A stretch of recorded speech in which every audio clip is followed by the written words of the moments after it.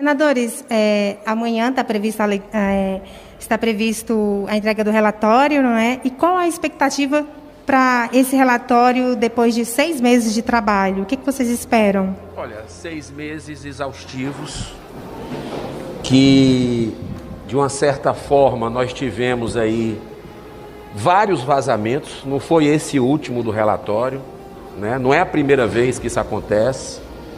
O relatório já foi vazado outra vez. E isso só faz derreter a credibilidade do resultado final.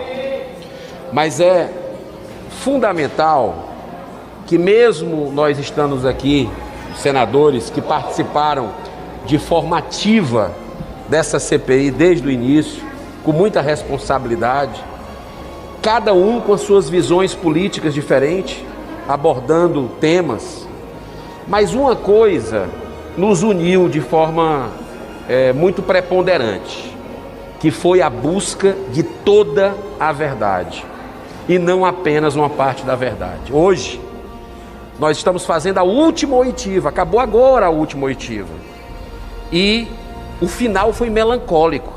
Você vê que totalmente esvaziado esse depoimento de hoje, o que mostra realmente uma falta de adesão dos próprios senadores nessa reta final. Nós produzimos juntos uma nota de repúdio, esperamos até a última hora, cobramos quase todas as sessões para que fosse investigado os bilhões de reais de verbas federais enviadas para estados e municípios. Essa CPI daqui fugiu, fez diferente do que a CPI do Rio Grande do Norte, que está mergulhada, fazendo o trabalho que a sociedade espera. A investigação do governo federal é extremamente necessária, mas só foi visto isso. O outro requerimento que deu origem à CPI, assinado por esses senadores, e mais 41, ou seja, 45 senadores da República, a maioria da casa, assinou um requerimento para que se pudesse rastrear a corrupção. Essa CPI foi covarde, fugiu, deu as costas, como também a gente viu para médicos que pensam diferente das narrativas aqui. Mas essa nota de repúdio que eu vou distribuir para toda a imprensa mostra justamente isso, que durante essas 67 sessões, escândalos de corrupção, são mais de 100 operações entre Polícia Federal e CGU de estados e municípios, foi ignorado. E o caso do consórcio Nordeste é emblemático. Talvez o símbolo nacional de corrupção nessa pandemia, que está vindo tanta lama disso, pelos dados que a gente já recebeu, dentro das informações que pedimos, mas também lá do compartilhamento da CPI do Rio Grande do Norte. E a gente está colocando aqui uma carta aberta ao Brasil, uma nota de repúdio à CPI, que não quis investigar, apesar de todas as cobranças que nós fizemos. Então, essa nota vai ser encaminhada a vocês. Hoje eu fiz um requerimento que nem sequer foi votado, como vários outros requerimentos que nós fizemos, para trazer personalidades importantes desses calotes, desses desvios que aconteceram nos estados e municípios, indo dinheiro para casa de massagem, milhões de reais, 33 milhões, indo quase 50 milhões para empresa que comercializa produtos à base de maconha, que não entregou nenhum respirador, ficou por isso mesmo. Loja de vinho, vendendo respiradores, loja de brinquedo, vendendo teste de Covid. Parece brincadeira isso, mas não é, é verdade. E essa CPI aqui não cumpriu o seu papel nesse quesito. Então hoje nós pedimos, pelo menos, que fosse feito o afastamento do senhor Carlos Gabas. Foi um requerimento meu, com base em tantas denúncias que a gente tem recebido de documentos, de dados, mas nem sequer foi votado para que fosse encaminhado para a Justiça essa recomendação de imediato desligamento do senhor Carlos Gabas, que é o diretor do consórcio do Nordeste, que participou de governos anteriores como ministro. Talvez aí seja a blindagem desses poderosos, mas o fato é que a gente não conseguiu a votação sequer desse requerimento. Muito bem. Todos nós todos nós tentamos cumprir a nossa missão na CPI com independência, com coragem, com altivez. Isso que o senador Girão nos relata, e essa nota de repúdio que é de todos nós aqui, vai ao encontro do que nós pensamos. Dinheiro público, ninguém quis procurar o caminho do dinheiro. Ninguém. Esse termo foi muito usado pelo senador Marco Rogério, inclusive. Nós precisávamos... Porque dinheiro público é dinheiro público, gente. Não tem registro se é municipal, estadual ou federal. E na CPI foi aprovado que nós tínhamos que investigar estado e municípios. Foi aprovado, está junto, não é só o governo federal. Mas a preocupação da CPI sempre foi criar uma narrativa para espetar, para prejudicar, para embaçar o governo federal. Então, ontem, por exemplo, mexer com a dor das pessoas. Todos nós nos compadecemos. Eu perdi parentes, todos nós, algum amigo querido. Mas não pode trazer militante político para vir fazer discurso, como veio ontem gente do PT. Aquela senhora Brandão, o marido dela é um militante, fora Bolsonaro, rede social, fotografia com o Haddad. Então, quer dizer, não vem usar a dor das pessoas para fazer demagogia barata. Os 600 mil brasileiros. O Renan Calheiro é um homem muito caridoso, o Brasil conhece ele está muito preocupado com a vida das pessoas.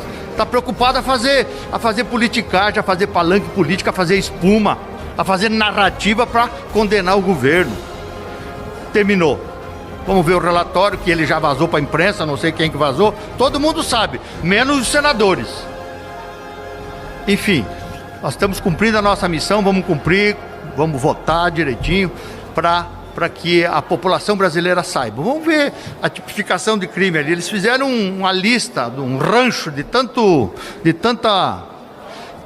enquadramento, que vai para a Procuradoria-Geral da República e eles vão dar o tratamento necessário para, se tiver alguma questão que possa ser feita, alguma repreensão com funcionário do poder público, enfim. Mas não essa conversa que eles tentaram produzir para o Brasil, fazendo palanque político.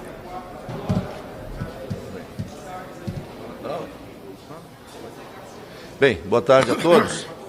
Nós estamos chegando ao final da CPI, como disse aqui Girão, como disse Jorginho. O trabalho desses senadores, senador Reisen, senador Jorginho, senador Girão, Marcos Rogério, acrescentaria aqui o senador Marcos Duval, o senador Fernando.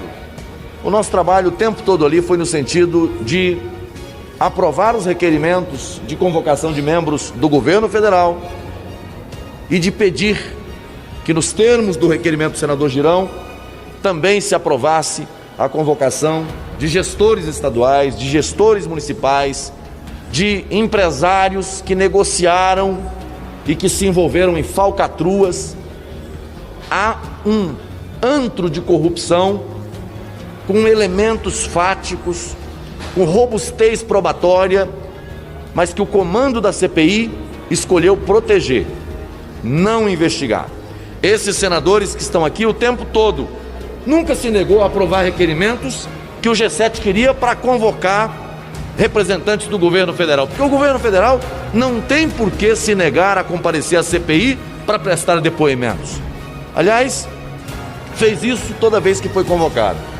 Mas a CPI blindou estados, municípios, consórcio Nordeste. Veja, o caso do consórcio Nordeste, há inclusive delação, confissão de crimes, combinação de distribuição de valores, dinheiro, corrupção. Ainda assim, não houve a convocação. Eu solicitei a convocação de gestores, secretários da prefeitura lá de Cuiabá, capital do Mato Grosso. Hoje, o Tribunal de Justiça afasta o prefeito da capital por envolvimento com corrupção. Determina bloqueio de bens e valores na ordem de 16 milhões de reais.